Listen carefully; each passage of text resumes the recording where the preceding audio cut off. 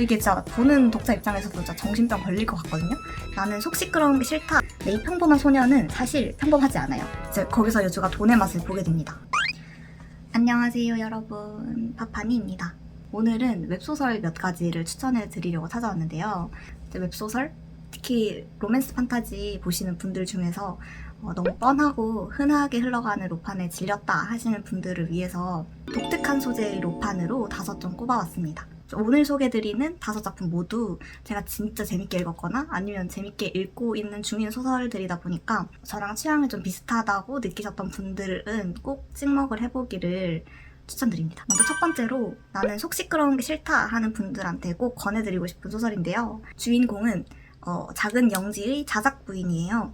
근데 어느 날 자기 남편이 외도를 하고 있는 거를 알아차리는데 그 상대가 자기의 오랜 소꿉친구였던 거예요. 근데 여기까지는 사실 꽤나 흔한 스토리잖아요. 근데 이제 여기서 여주가 분노를 하고 남편이나 내연녀에 대한 복수를 꾸미는 게 아니라 됐다 하고 깔끔하게 능력 있는 변호사를 고용해서 이혼하고 조용히 짐을 싸서 나갑니다. 근데 이때부터 소공작이라는 사람이 나타나서 계속 여주의 호숫가 집을 자기한테 팔라는 소리를 합니다. 자기 집에서 보는 풍경이 너무 예쁘고 좋은데 여주의 그 작고 흉물스러운 호숫가 집이 오게티처럼 풍경을 망친다는 이유 때문인데요. 그래도 여주는 할아버지랑의 추억이 있는 이 집을 팔 생각이 전혀 없었기 때문에 그냥 가볍게 무시합니다. 이 집을 팔라고 애걸복걸하는 소공작이 바로 남주인데요. 이 남주는 진짜 오직 아름다움에만 집착을 하는 정말 아무런 다른 야망은 없는 한량이어서 그냥 시도 때도 없이 여주를 찾아와서 집만 좀 팔아달라고 설득을 하다가 결국 그 여주의 평화롭고 목가적인 그런 삶에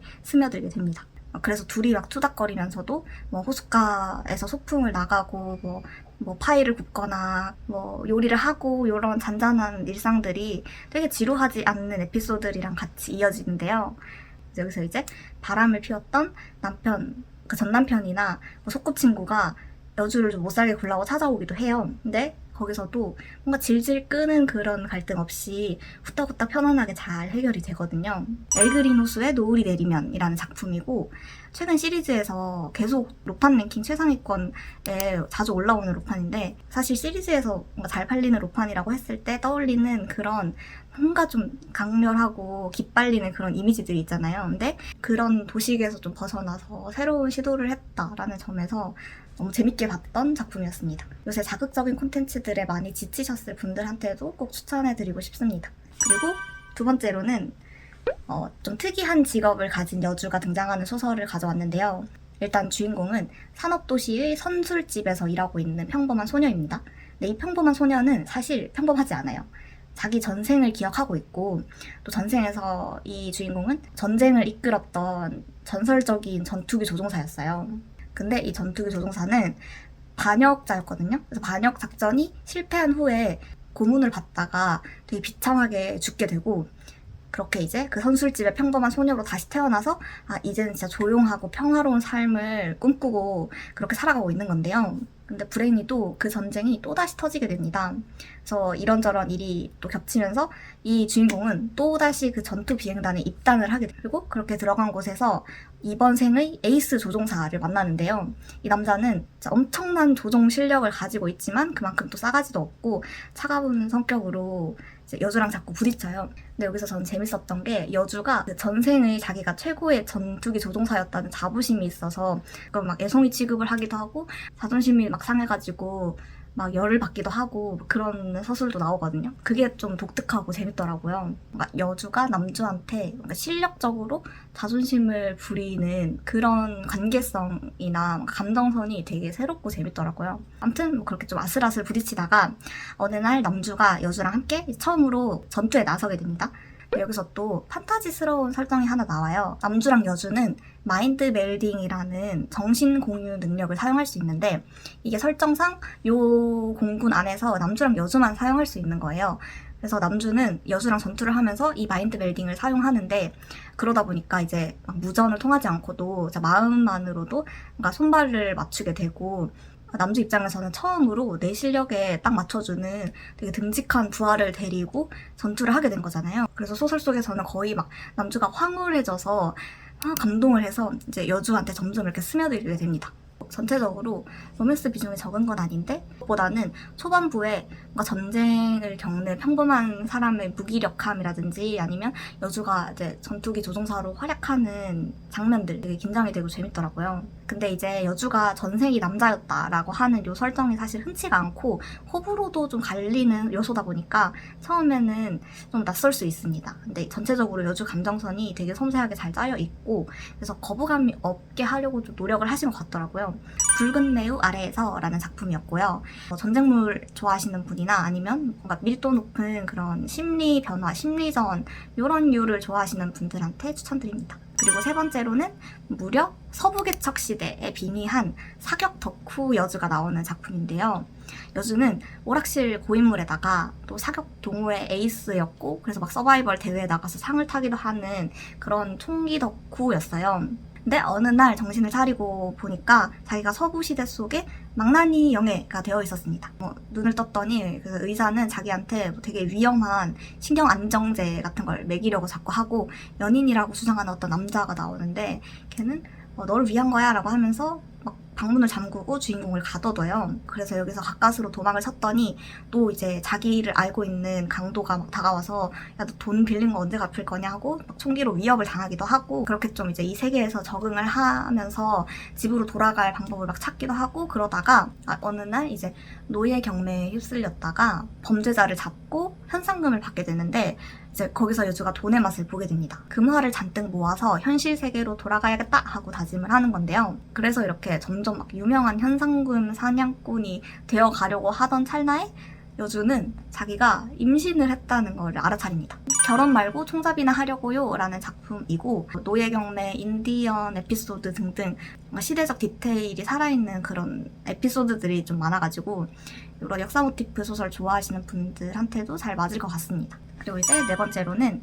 말더듬이 왕자가 남자 주인공인 소설을 추천드리려고 합니다. 판에서 말더듬이 설정이 여조에게는 왕왕 있었지만 요거를 남주한테 줬다는 게 진짜 작가님이 큰 시도를 했다라는 생각을 했는데요. 일단 줄거리를 말씀드리면 요 소설 속의 세계관에는 어떤 소공자 시스템이라고 하는 되게 말도 안 되는 제도가 있어요. 우수한 유전자인 두 남녀가 이제 부부가 돼서 이제 태어난 아이들 중 한 명을 선별해서 그 아이를 소공자 혹은 소공녀로 만들고 그 아이의 일상 하루하루를 신문 연재 소설로 매일 연재를 하는 거예요. 그래서 이 시스템에 선택된 불운한 아이가 바로 여주인공입니다. 그래서 여주에게 벌어지는 모든 일은 소설로 다 까발려지고 전 국민한테 매일매일 실시간 중계가 되는 셈인데요. 어느 날 그 나라의 바람둥이 왕세자가 여주인공이 소공녀라는 걸 모르고 여주인공한테 반해서 고백을 하게 되는데요. 참고로 이 왕세자는 지금 결혼을 해서 왕세자비를 맞이한 상황입니다. 그래서 왕실에서는 이 왕세자의 이미지를 지켜야 되잖아요. 그래서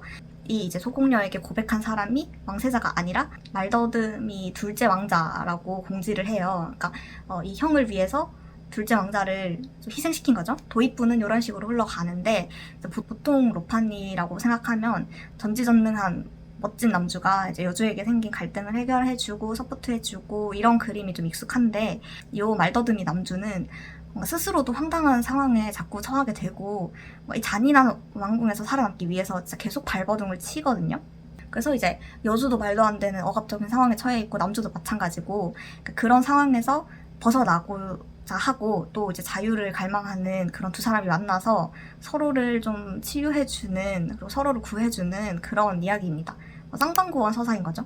장단조 작가님의 물고기는 물을 모른다 라는 작품이었고요. 5권짜리인데 초반은 설정도 그렇고 너무 재밌었어요. 근데 이제 호흡이 긴 작품이다 보니까 좀 후반부에는 힘이 빠진다는 생각이 들더라고요. 제가 장단조 작가님 다른 작품들은 진짜 다 수루루루 거의 밤새 가면서 진짜 몰입해서 읽었는데 이 작품은 그렇게 속도가 나는 소설은 아니었습니다. 그래서 이거 읽으실 분들도 뭔가 전권 세트로 사기보다는 1권씩 사보시고 그리고 사기 전에 미리 보기 한번 꼭 보시기를 추천드립니다. 그리고 마지막으로 소개해드릴 작품은 어딘가 진짜 이상한 작품인데요. 일단 배경은 인류가 마수들이랑 싸우고 있는 그런 절망적인 아포칼립스 시대입니다.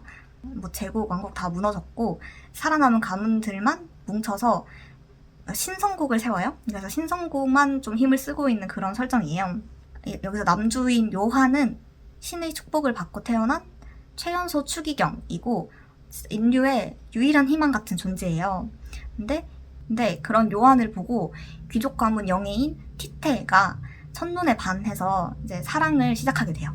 그 이후로 티테는 집착적으로 사랑을 표현하기 시작하는데요. 계속 요한을 찾아가고 막 고백을 하고 거절을 해도 계속 쫓아다니고 그래요. 그래서 사람들은 이제 이 티테를 보고 미친년이다, 스토커다 놀리기도 합니다.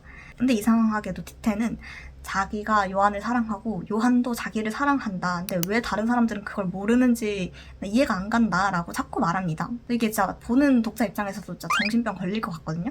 요한은 티테를 사랑한다라는 짧은 단편 소설이고 진짜 정말 짧은 단편에다가 1,500원 정도 하는 작품이니까 후루룩 읽어보시면 좋을 것 같아요.